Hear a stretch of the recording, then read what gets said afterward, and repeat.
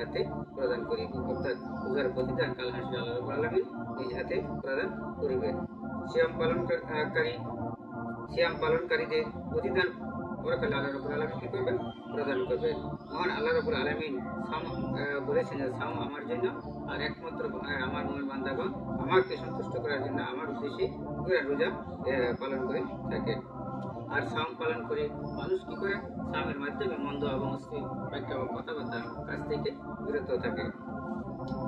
আমি আবার পুনর আলোচনা করছি। সাওম শব্দের অর্থ হলো, সাওম শব্দটি আরবি শব্দ, এর অর্থ হলো বিরত থাকা।